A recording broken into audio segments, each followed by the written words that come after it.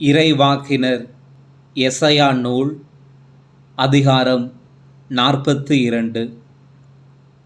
ஆண்டவரின் ஊழியரை பற்றிய முதற் கவிதை. இதோ என் ஊழியர், அவருக்கு நான் ஆதரவு அளிக்கிறேன். நான் தேர்ந்து கொண்டவர் அவர். அவரால் என் நெஞ்சம் பூரிப்படைகின்றது. அவர் மேல் என் ஆவி தங்கும்படி செய்தேன். அவர் மக்களினங்களுக்கு நீதி வழங்குவார். அவர் கூக்குரலிட மாட்டார், தம் குரலை உயர்த்த மாட்டார். அவரது குரல் தெருவில் கேட்காது.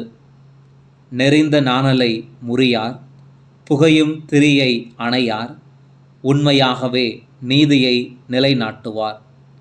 உலகில் நீதியை நிலைநாட்டும் வரை அவர் சோர்வடையார், மனந்தளர மாட்டார். அவரது சட்டத்திற்காக தீவு நாட்டினர் காத்திருப்பர்.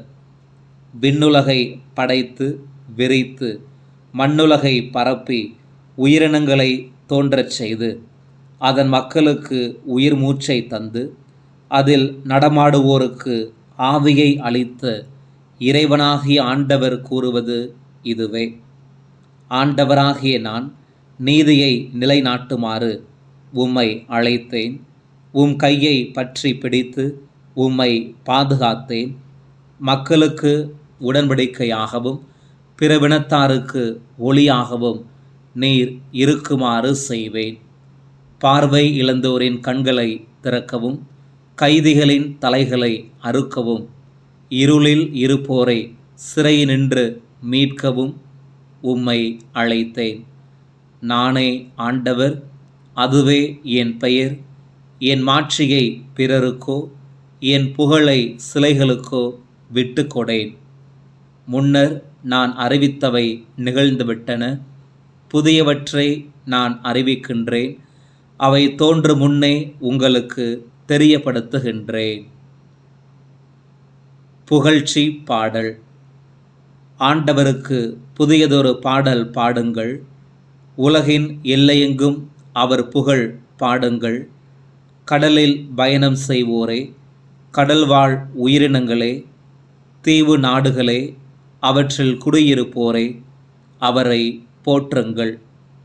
பாலை நிலமும் அதன் நகர்களும், கேதரியர் வாழ் ஊர்களும் பேரொளி எழுப்பட்டும்.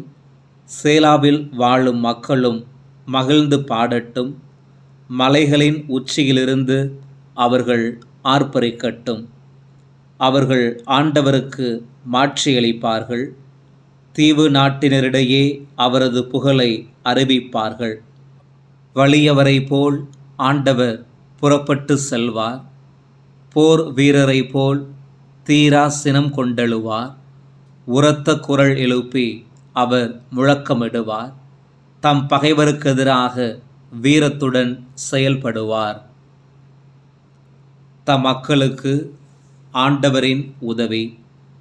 வெகு காலமாய் நான் மௌனம் காத்து வந்தேன். அமைதியாயிருந்து என்னை கட்டுப்படுத்தி கொண்டேன். இப்பொழுதோ பேறுகால பெண் போல் வேதனை குரல் எழுப்புகின்றேன். பெருமூச்சு விட்டு திணறுகின்றேன். மலைகளையும் குன்றுகளையும் நான் பாழாக்குவேன். அவற்றின் புற்பூண்டுகளை உலர்ந்து போக செய்வேன். ஆறுகளை திட்டுகளாக மாற்றுவேன். ஏரிகளை வற்றி போகச் செய்வேன். பார்வையற்றோரை அவர்கள் அறியாத பாதையில் நான் நடத்திச் செல்வேன். அவர்கள் பழகா சாலைகளில் அவர்களை வழி நடத்துவேன். அவர்கள் முன் இருளை ஒளியாக்குவேன். கரடு முரடான இடங்களை சமதளமாக்குவேன். இவை நான் அவர்களுக்கு செய்யவிருப்பன. நான் அவர்களை கை நெகிழ மாட்டேன். சிலைகள் மேல் நம்பிக்கை வைப்போரும், நீங்கள் எங்கள் தெய்வங்கள் என படிமங்களிடம் செல்வோரும் இழிநிலை அடைந்து மானக்கேடுருவர். கற்றுக்கொள்ளாத இஸ்ரவேல். காது கேளாதோரே கேளுங்கள். பார்வையற்றோரே கூர்ந்து பாருங்கள். பார்வையற்றிருப்பவன் எவன்? என் ஊழியன்தான். கேளாதிருப்பவன் எவன்? நான் அனுப்பும் தூதன்தான். எனக்கு அர்ப்பணமானவன் போல் பார்வையற்றிருப்பவன் யார்? ஆண்டவரின் ஊழியன் போல் பார்வை இல்லாதிருப்பவன் யார்? பலவற்றை நீ பார்த்தும் கவனம் செலுத்துவதில்லை. உன் செவிகள் திறந்திருந்தும் எதுவும் உன் காதில் விழவில்லை. தம் நீதியின் பொருட்டு ஆண்டவர் தம் திரு சட்டத்தை சிறப்பித்து மேன்மைப்படுத்த ஆர்வமுற்றார். ஆனால் இந்த மக்களினம் கொள்ளையடிக்கப்பட்டது, சூறையாடப்பட்டது. அம்மக்கள் அனைவரும் குழிகளில் சிக்கினர், சிறைகளில் அடைக்கப்பட்டனர். விடுவிப்பார் எவருமில்லர், கவர்ந்து செல்லப்பட்டனர், கொள்ளை பொருளாயினர், திருப்பி அனுப்பு என சொல்வாரில்லை. உங்களுள் எவர் இதற்கு செவி கொடுப்பார்? எவர் வருங்காலத்திற்காக கவனித்து கேட்பார்? யாக்கோப்பை கொள்ளையரிடமும் இஸ்ரவேலை கள்வரிடமும் ஒப்படைத்தவர் யார்? ஆண்டவரன்றோ? அவருக்கு எதிராகவன்றோ நாம் பாவம் செய்தோம்? மக்கள் அவருடைய நெறிகளை பின்பற்ற விரும்பவில்லை, அவரது திரு சட்டத்திற்கு கீழ்ப்படியவில்லை. ஆகவே அவர்கள் மேல் அவர்தம் கோபக்கனலை கொட்டினார். கடும் போர் மூண்டது. அவரது சினம் அவர்களை சூழ்ந்து பற்றி எரித்தது. ஆயினும் அவர்கள் உணரவில்லை. அவர்களை நெருப்பு சுட்டெரித்தது. ஆயினும் அவர்கள் அதை சிந்தையில் கொள்ளவில்லை. இறைவாக்கினர் எசையா நூல் அதிகாரம் 43. விடுதலை வரும் என்ற உறுதிமொழி. யாக்கோபே, உன்னை படைத்தவரும் இஸ்ரவேலே, உன்னை உருவாக்கியவருமான ஆண்டவர் இப்போது இவ்வாறு கூறுகிறார்: அஞ்சாதே, நான் உன்னை மீட்டு கொண்டேன். உன் பெயரை சொல்லி உன்னை அழைத்தேன். நீ எனக்கு உரியவன். நீர்நிலைகள் வழியாக நீ செல்லும்போது நான் உன்னோடு இருப்பேன். ஆறுகளை கடந்து போகும்போது அவை உன்னை மூழ்கடிக்க மாட்டா. தீயில் நடந்தாலும் நீ சுட்டெரிக்கப்பட மாட்டாய். நெருப்பு உன்மேல் பற்றி எரியாது. ஏனெனில் உன் கடவுளாகிய ஆண்டவர் நானே, இஸ்ரவேலின் தூயவரும் உன்னை விடுவிப்பவரும் நானே. உனக்கு பணயமாக எகிப்தையும் உனக்கு ஈடாக எத்தியோப்பியாவையும் செபாவையும் கொடுக்கிறேன். என் பார்வையில் நீ விலையேற பெற்றவன், நீ மதிப்பு மிக்கவன். நான் உன்மேல் அன்பு கூர்கிறேன். ஆதலால் உனக்கு பதிலாக மானிடரையும் உன் உயிருக்கு மாற்றாக மக்களினங்களையும் நான் கொடுக்கிறேன். அஞ்சாதே, ஏனெனில் நான் உன்னோடு இருக்கின்றேன். கிழக்கிலிருந்து உன் வழிமரபை அழைத்து வருவேன். மேற்கிலிருந்து உன்னை ஒன்று திரட்டுவேன். வடபுறம் நோக்கி அவர்களை விட்டுவிடு என்பேன். தென்புறத்திடம் தடுத்து நிறுத்தாதே எனச் சொல்வேன். தொலை நாட்டிலிருந்து என் புதல்வரையும் உலகின் எல்லையிலிருந்து என் புதல்வியரையும் அழைத்து வா. என் மாட்சிக்காக நான் படைத்து உருவாக்கி உண்டாக்கி என் பெயரால் அழைக்கப்பெற்ற அனைவரையும் கூட்டிக் கொண்டு வா. இஸ்ரவேல் ஆண்டவரின் சாட்சி.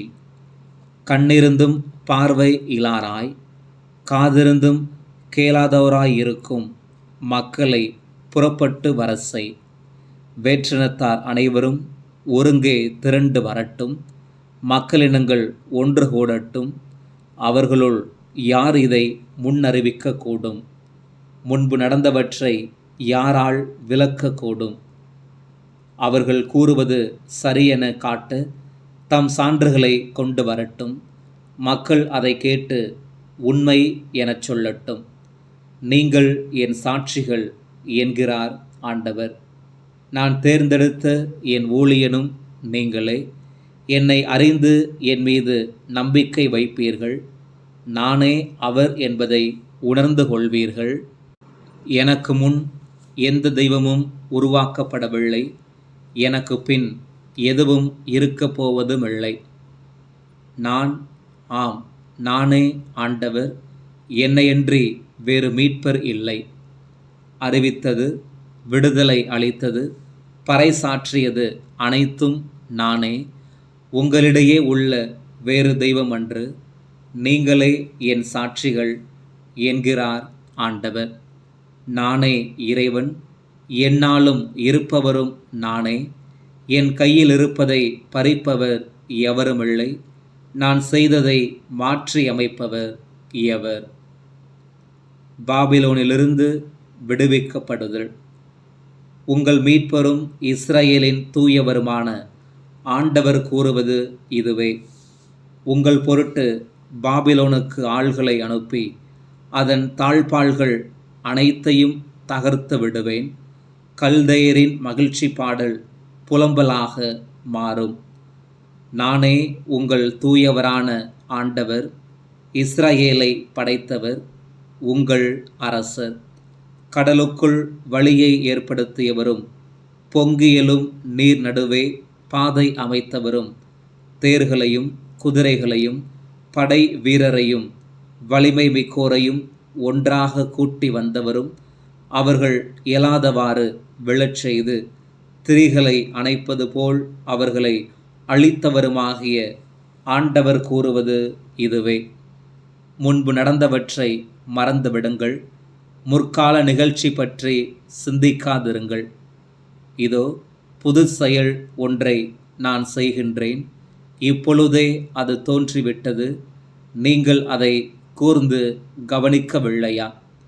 பாலை நிலத்தில் நான் பாதை ஒன்று அமைப்பேன், பால்வெளியில் ஆறுகளை தோன்றச் செய்வேன். காட்டு விலங்குகளும் என்னை புகழும், குள்ள நரிகளும் தீக்கோழிகளும் என்னை பெருமைப்படுத்தும். ஏனெனில் தேர்ந்தெடுக்கப்பட்ட என் மக்களுக்கு பாலை நிலத்தில் நான் குடிக்க கொடுப்பேன், பால் நிலத்தில் ஆறுகளை தோன்றச் செய்வேன். எனக்கென்று நான் உருவாக்கிய இந்த மக்கள் என் புகழை எடுத்துரைப்பார்கள். இஸ்ரவேலின் பாவம். ஆனால் யாக்கோபே, நீ என்னை நோக்கி மன்றாடவில்லை. இஸ்ரவேலே, என்னை பற்றி சலிப்புற்றாயே. எரிபலிக்கென ஆடுகளை என்னிடம் நீ கொண்டு வரவில்லை. உன் பலிகளால் என்னை நீ பெருமைப்படுத்தவில்லை. உணவு படையில் படைக்குமாறு உன்னிடம் நான் கேட்கவில்லை.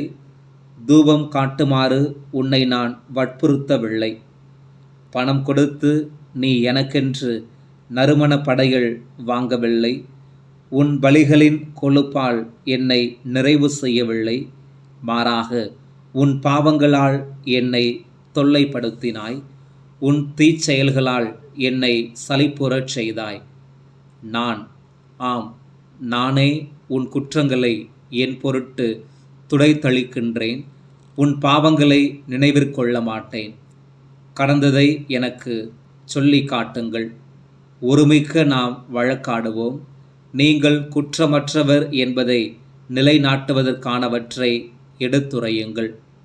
உன் முதல் தந்தை பாவம் செய்தான், உனக்காக பேசுவோரும் எனக்கெதிராய் குற்றம் புரிந்துள்ளனர்.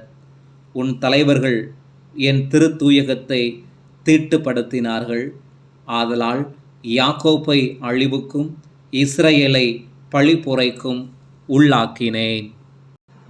இறைவாக்கினர் எசாயா நூல், அதிகாரம் 44.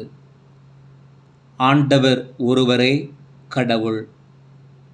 என் ஊழியன் யாக்கோபே, நான் தேர்ந்து கொண்ட இஸ்ரவேலே, இப்பொழுது செவிகொடு. உன்னை படைத்தவரும் கருப்பையில் உன்னை உருவாக்கியவரும் உனக்கு உதவி செய்பவருமாகிய ஆண்டவர் கூறுவதை கேள். என் ஊழியன் யாக்கோபே, நான் தேர்ந்து கொண்ட எஸ்ரோனே, அஞ்சாதே. ஏனெனில் தாகமுற்ற நிலத்தில் தண்ணீரை ஊற்றுவேன், வறண்ட தரையில் ஆறுகளை பாயச் செய்வேன். உன் வழிமரபினர் மீது என் ஆவியை பொழிவேன்.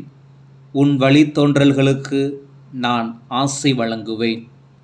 அவர்கள் நீரோடை அருகில் புல்லிடையே நாணல்கள் போல் செழித்து வளர்வார்கள்.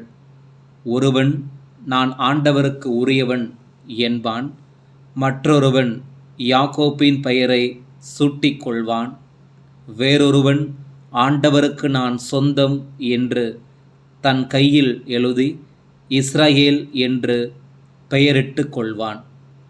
இஸ்ரவேலின் அரசரும் அதன் மீட்பரும் படைகளின் ஆண்டவருமான ஆண்டவர் கூறுவது இதுவே: தொடக்கமும் நானே, முடிவும் நானே, என்னையன்றி வேறு கடவுள் இல்லை. எனக்கு நிகர் யார்? அவன் உரத்த குரலில் அறிவிக்கட்டும். என்றுமுள்ள மக்களை நான் ஏற்படுத்தியதிலிருந்து நடந்தவற்றை முறைப்படுத்தி கூறட்டும். இனி நடக்கவிருப்பன பற்றியும் நிகழப்போவன பற்றியும் முன்னுரைக்கட்டும். நீங்கள் கலங்காதீர்கள், அஞ்சாதீர்கள். முன்பிருந்தே நான் உரைக்கவில்லையா? நான் அறிவிக்கவில்லையா? நீங்களே என் சாட்சிகள். என்னையன்றி வேறு கடவுள் உண்டோ? நான் அறியாத கற்பாறை வேறு உண்டோ? ஏளனத்திற்குரிய சிலை வழிபாடு. சிலைகளை உருவாக்குவோர் அனைவரும் வீணரே. அவர்கள் பெரிதாக மதிப்பவை பயனற்றவை. அவர்களின் சான்றுகள் பார்வையற்றவை, அறிவற்றவை. எனவே அவர்கள் மானக்கேடடைவார்கள். எதற்கும் உதவாத தெய்வ சிலைகளை எவரேனும் உருவாக்குவாரா, வார்ப்பாரா?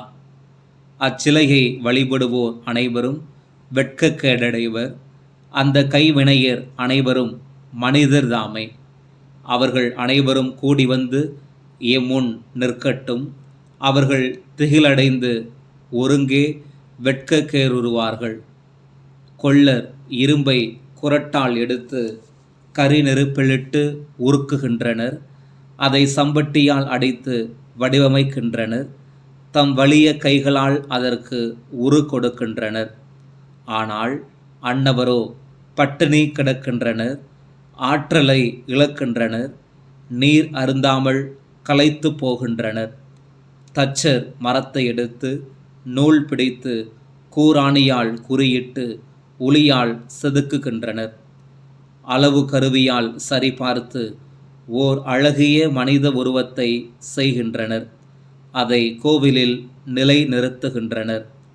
அன்னவர் தம் தேவைக்கென்று கேதுரு மரங்களை வெட்டி கொள்ளலாம், அல்லது அடர்ந்த காட்டில் வளர்ந்த மருத மரத்தையோ கருவாளி மரத்தையோ தேர்ந்தெடுத்து கொள்ளலாம், அல்லது அசோக மரக்கன்றை நட்டு அது மழையினால் வளர்வதற்கு காத்திருக்கலாம். அது மனிதருக்கு விறகாக பயன்படுகின்றது. மனிதர் அதிலிருந்து கொஞ்சம் எடுத்து குளிர்காய பயன்படுத்துகின்றனர். அதே மரத்தை கொண்டு தீ மூட்டி அப்பம் சுடுகின்றனர். அதை கொண்டே தெய்வத்தை செய்து அதை வணங்குகின்றனர். சிலையை செதுக்கி அதன் முன் பணிந்து வணங்குகின்றனர். அதில் ஒரு பகுதியை அடுப்பிலிட்டு எரிக்கின்றனர். அதன் மேல் உணவு சமைக்கின்றனர். இறைச்சியை பொரித்து வயிறார உண்ணுகின்றனர். பின்னர் குளிர்காய்ந்து வெதுவெதுப்பாக இருக்கிறது, என்ன அருமையான தீ என்று சொல்லிக் கொள்கின்றனர். எஞ்சிய பகுதியை கொண்டு தெய்வ சிலையை செதுக்கி அதன் முன் பணிந்து வணங்கி, நீரே என் இறைவன், என்னை விடுவித்தருளும் என்று மன்றாடுகின்றனர். அவர்கள் அறிவற்றவர்கள், விவேகமற்றவர்கள், காணாதவாறு கண்களையும் உணராதவாறு உள்ளத்தையும் அவர்கள் அடைத்து கொண்டார்கள். அவர்கள் சிந்தையில் மாற்றமில்லை, அவர்களுக்கு அறிவுமில்லை, உணர்வுமில்லை. அதில் ஒரு பகுதியை அடுப்பிலிட்டு எரித்தேன், அதன் நெருப்புத்தணலில் அப்பம் சுட்டேன், இறைச்சியை பொரித்து உண்டேன். எஞ்சிய பகுதியை கொண்டு சிலை செய்யலாமா? ஒரு மரக்கட்டை முன் நான் பணிந்து வணங்கலாமா என்று சொல்ல அவர்களுக்கு விவேகமும் இல்லை. அவர்கள் செய்வது சாம்பலை தின்பதற்கு சமமானது. ஏமாறிய அவர்களுடைய சிந்தனைகள் அவர்களை வழிவிலக செய்கின்றன. அவர்களால் தங்களை மீட்க இயலாது. தம் வலக்கையில் இருப்பது வெறும் ஏமாற்று வேலை என்று அவர்கள் ஏற்றுக்கொள்வதில்லை. படைத்தவரும் மீட்பவரும் ஆண்டவரே. யாக்கோபே, இஸ்ரவேலே, இவற்றை நீ நினைவிற்கொள்வாய். நீ என் ஊழியன், நான் உன்னை உருவாக்கினேன். நீ என் அடியான் இஸ்ரவேலே, நான் உன்னை மறவேன். உன் குற்றங்களை கார்மேகம் போலும், உன் பாவங்களை பனிப்படலம் போலும் அகற்றிவிட்டேன். என்னிடம் திரும்பி வா, நான் உனக்கு மீட்பளித்து விட்டேன். வானங்களே, மகிழ்ந்து பாடுங்கள், ஆண்டவர் இதை செய்தார். மண்ணுலகின் அடித்தளங்களே ஆர்ப்பரியுங்கள். மலைகளே, காடுகளே, அங்குள்ள அனைத்து மரங்களே, களிப்புற்று முழங்குங்கள். ஏனெனில் ஆண்டவர் யாக்கோப்பை மீட்டருளினார், இஸ்ரவேலில் அவர் மாட்சி பெறுகிறார். உன்னை கருப்பையில் உருவாக்கிய உன் மீட்பரான ஆண்டவர் கூறுவது இதுவே. அனைத்தையும் படைத்த ஆண்டவர் நானே.